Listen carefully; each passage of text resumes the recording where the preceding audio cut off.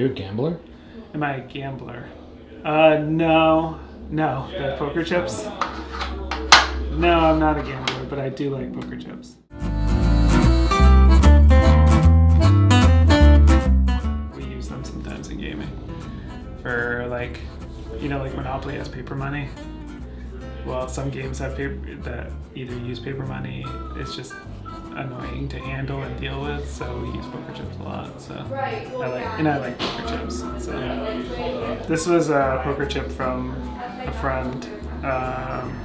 He created a card game called, you can see it's Bridge City Poker.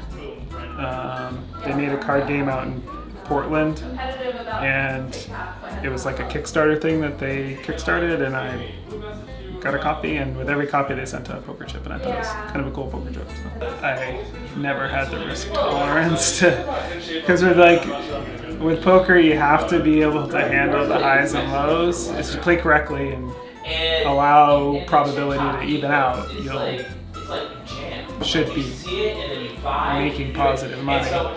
But you have to be able to handle that day when you go and the probability is working against you and you're going to lose money. That's just not for me.